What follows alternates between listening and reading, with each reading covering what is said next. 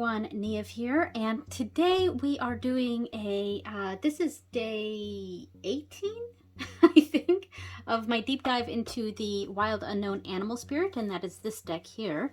As you can see, I've also pulled out the Wild Unknown Tarot deck, because I'm going to be doing a spread today, and I decided to bring in the other deck because this spread only involves 2 cards, so I want to bring in the other deck as kind of an add-on of information, if that makes sense. So what I was going to do, what I initially had on my paperwork for day 18 was a spread from the guidebook, but if we look in the guidebook, I just looked at the spreads in here, and I don't know, they're fine. They're fine spreads, if I can get to it. Yes. All right, after this part. So using the deck, let's see. All right, here we go.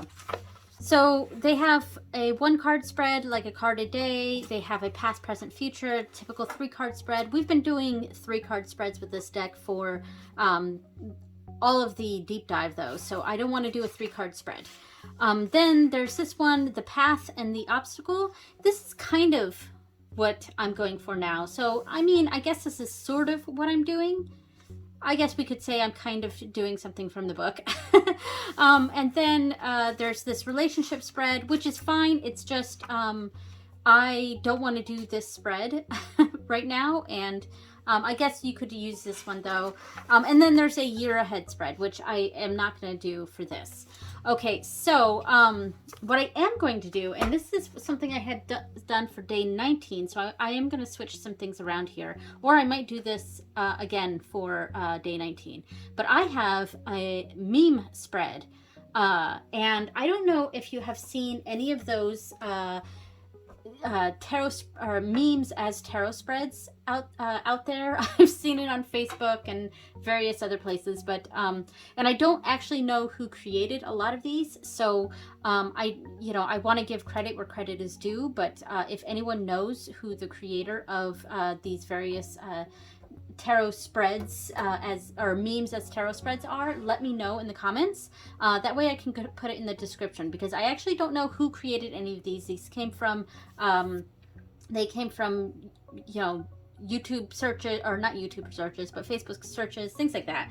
But anyway, I think I've decided, I was going through a bunch of them, and I was like, this one is okay, that one's okay, and they all seem useful and like something I would like to do, but I think I've decided on this one, and that is the one with the 2 women pointing at the cat. So the first position is, I mean, I don't have the picture in front of me, but I think it's something like something you're too hard on yourself for, and then the cat is how you need to just chill. Something like that. What you're overreacting about versus how you can chill out.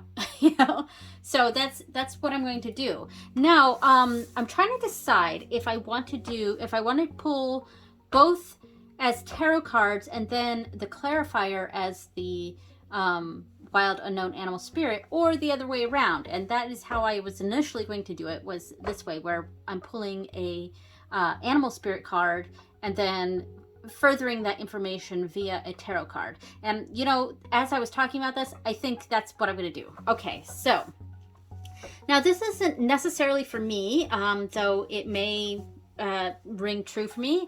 It could be for you, the viewer. So if any of this sounds like it makes sense for you, then absolutely, that's fantastic. Yeah, so I'm gonna pull out both cards, or both decks here. Now I will say, I don't have the deepest connection to the Wild Unknown Tarot. I connect more with the animal cards, and as you've seen throughout these videos, there's a lot in the book I'm not connecting with at all. In fact, I'm going to go ahead and at some point create a sort of master list of my own personal meanings for what animals mean to me for my various animal oracle decks. That's a plan in the works. I'm going to go ahead and do that. But I am going to use this book as a bit of a help in reading this. I'm going to kind of go with the book meanings here for the most part. I'm also going to use my intuition. If the book definition doesn't ring true to me, then I'm going to use my own intuition on what this means for me.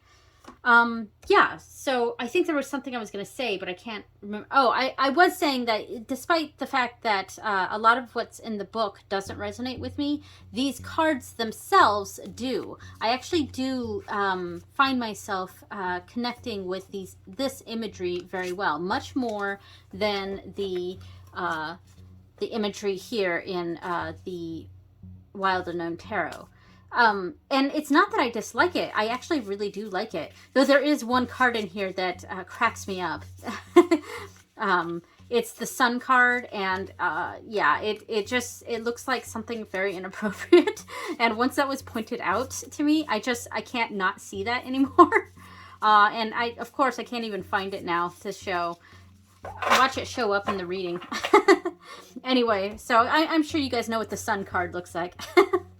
Anyway, so I'm going to take a few deep breaths, and I do feel a sneeze coming on, so I think I'm going to sneeze and then take a few deep breaths and get myself into the mindset of this reading here. Okay, let me sneeze. Okay, well, I didn't end up sneezing. I think that feeling for that sneeze went away. But I've taken a few deep breaths, and I'm going to take a couple more here.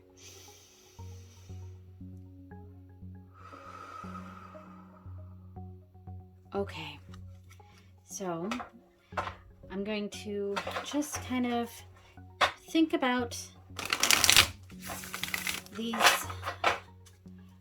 card positions, think about the imagery in my head of the two women yelling at the cat, and the cat is just over there chilling, and yes, that is what I'm thinking about. Right, so this reading, I'm approaching it as if it's for me, but I also don't want to be too personal on camera, so we'll see how it goes. But this is possibly for me, and possibly for you. All right, so now the first card is something that I am too hard on myself for, or something you are too hard on yourself for. So something I'm too hard on myself for. All right, we'll go with this. Stingray. Okay, something I'm too hard on myself for. Stingray. Let me make sure I'm in frame here. Okay. All right, so, and then I am going to do the other card here. Whew. If I can get my cards in order, they just kind of moved around on me. All right, so the Stingray is something I'm too hard on myself for. And this next card is why I need to chill out. Why I need to chill out. Why I need to chill out. All right. Why I need to chill out. Okay, we have the bee. Okay, Stingray and bee, both of them sting. Interesting. Okay, so let's grab the book here and see, and this is a water card and this is an air card. So something I'm too hard on myself for, or that you're too hard on yourself for. I found the bee. That's there. Stingray. Okay. So let's go over these keywords real quick. So something I'm too hard on myself for. Developing confidence.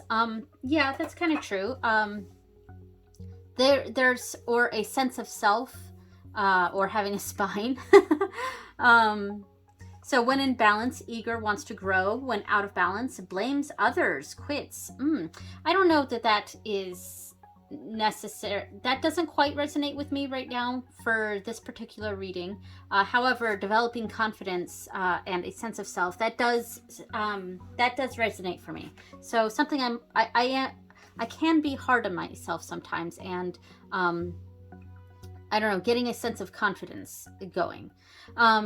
Yeah, so and then to bring into balance is to move through the discomfort. Yeah, okay, so and this is just an initial reading. We are going to clarify each of these cards with some tarot cards as well. I'm going to pull as many as I feel I need for each position. I was thinking just one, but if I feel like I need more, then I'll pull more. All right, so kind of getting I'm too hard on myself in general, and so developing that sense of confidence. All right, so why I need to chill out, and we've got the B. Earnest, hardworking, democratic, and you know, I do really like this B card. It really makes me think of that Eight of Pentacles energy that I love so much. With in tarot, the Eight of Pentacles is my favorite card in tarot, and because it feels like me in a card, if that makes sense. I just picture myself at my art desk and working away, being enthralled in my craft, and I would say that when I care about something, I can be very hardworking and really immerse myself into that thing. So with the stingray, you know, it's the kind of believing in myself. It's what I have a hard time with. Though the B is telling me that, look, I'm active, I'm vibrant, I'm hardworking and earnest, and I'm very democratic. I really am. I'm very democratic. And yeah, so that's actually really connecting with me, and kind of made me almost choke up there a little bit because that I do sometimes have trouble with some self-confidence. And so this card for that position of, you know, what am I too hard on myself for? It's I'm too hard on myself in general, and it's that sense of confidence, or maybe that imposter syndrome kind of.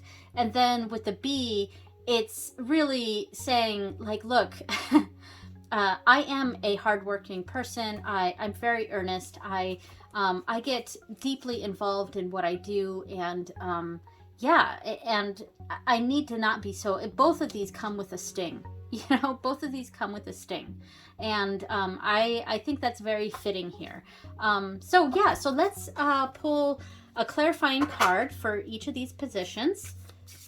So this is from the Wild Unknown Tarot, and I think hopefully that having these two decks next to each other, I can maybe connect more with the imagery of the Wild Unknown.